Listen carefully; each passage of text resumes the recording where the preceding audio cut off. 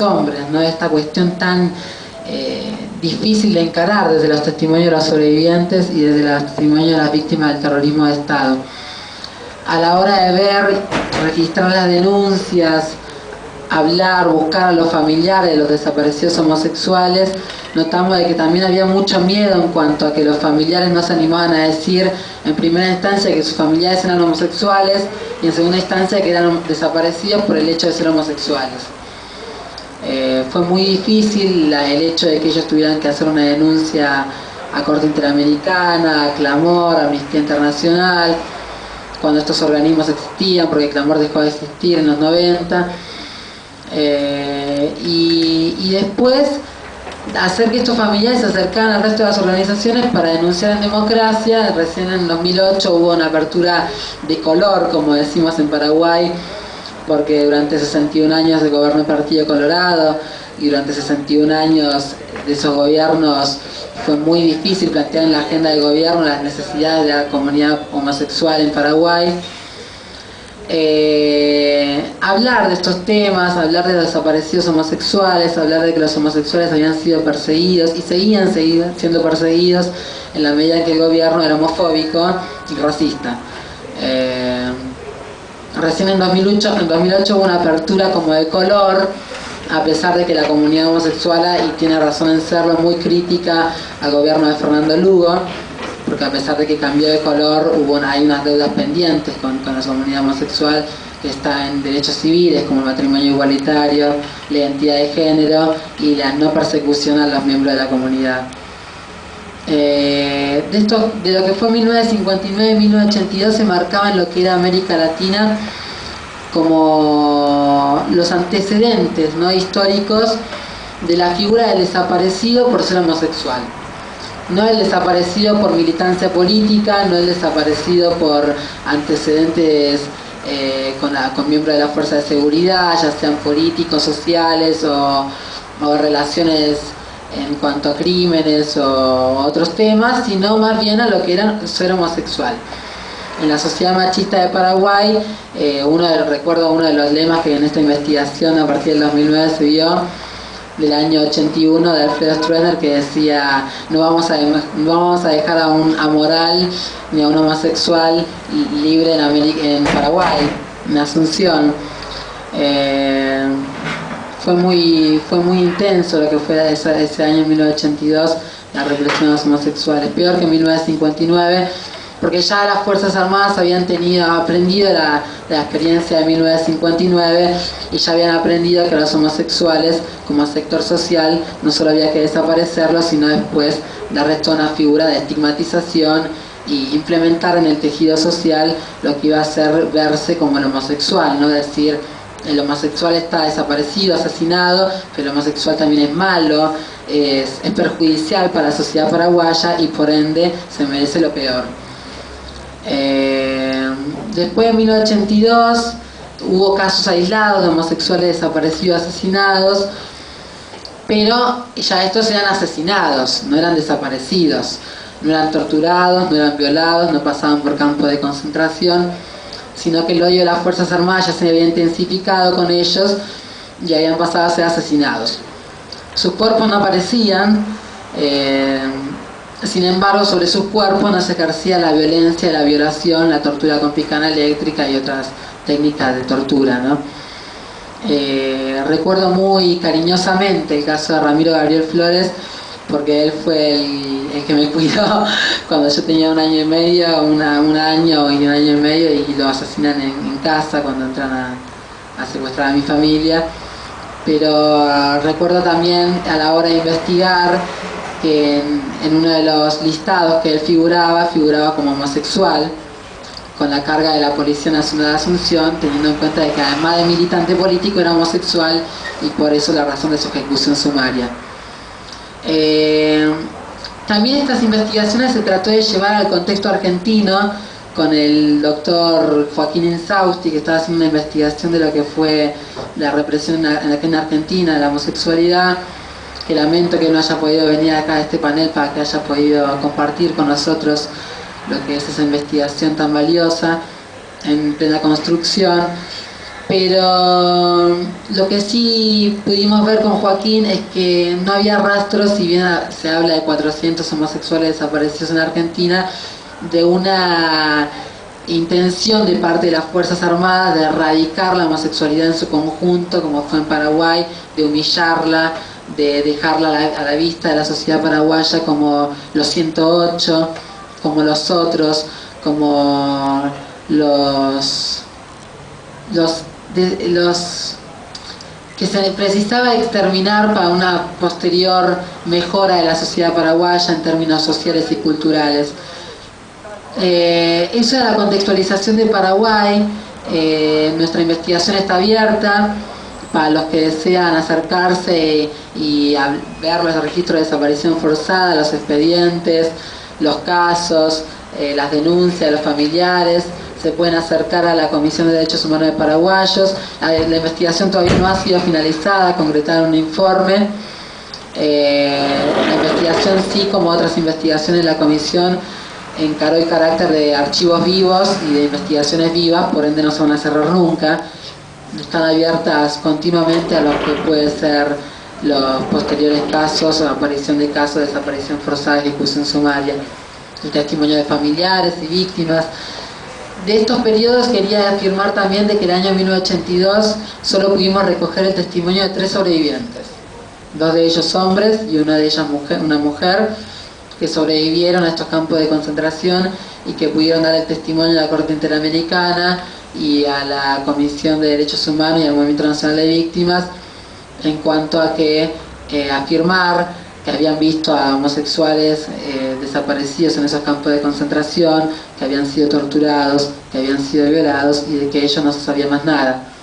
Comparar esos registros con las denuncias de los familiares fue y es una tarea muy difícil para el área de investigación de documentación de casos de la comisión, pero con el compromiso de siempre encaramos esta tarea por la necesidad de la sociedad paraguaya y de la sociedad latinoamericana de saber qué fue de ellos, qué fue los desaparecidos homosexuales y esclarecer de una vez por todas estos términos de represión de otros sectores sociales marginados por la sociedad en su conjunto, más allá de la militancia política, que de repente ahora se empieza a encarar esto con otra forma, ¿no? La política no empieza a ser mala palabra, la militancia empieza a ser reconocida, cada vez más jóvenes se empiezan a acercar a la militancia, y estos sectores sociales como los homosexuales y los pueblos originarios, que históricamente han sido marginados por la sociedad en su conjunto de América Latina, empiezan a tener su lugar en lo que es la historia de la memoria en nuestras dictaduras. Muchas gracias.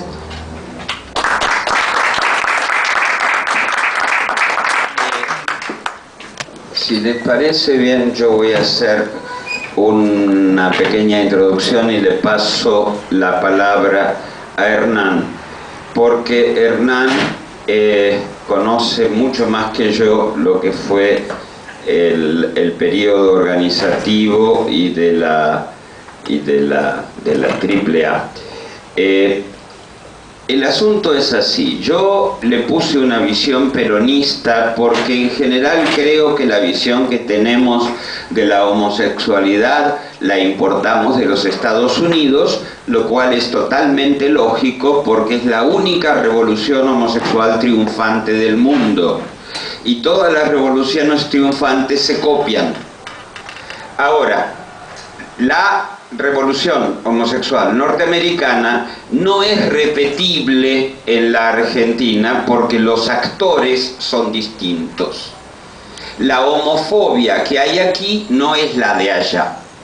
La que hay aquí es la policía, las Fuerzas Armadas, el nazifascismo, el nacionalismo católico, el catolicismo en sí mismo, el machismo, el autoritarismo, el militarismo, el fanatismo y la religiosidad. Un conjunto de ideologías.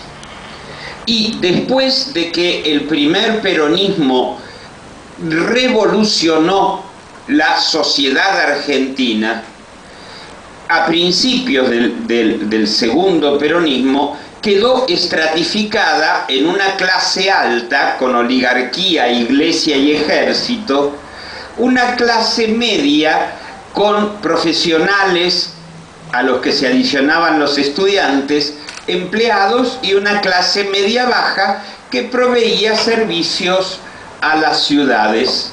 Y las clases humildes. Es tan marcado que en la Argentina no se puede hablar de clase baja fuera de la Facultad de Sociología. Esto es la idea de clase baja es un insulto. Clase humilde son obreros, el pueblo que se ocupaba de los servicios y los peones. Pero el fundamento ideológico de toda esta estructura social era la religión y el machismo. Y esto es sabido por la relación entre Perón y Evita. No pude tener una demostración gráfica de lo que era la homosexualidad en aquella época. Esto es una visión mínima de los homosexuales que se animaban a dar la cara en el año 2005, es decir, 30 años después de la muerte de Perón. Y desde la más mujer al más macho, nos ordenamos, del otro lado de la foto había más de la mitad de estos, nos ordenamos clases sociales, porque aquí había 3 varones masculinos que eran de estudios terciarios,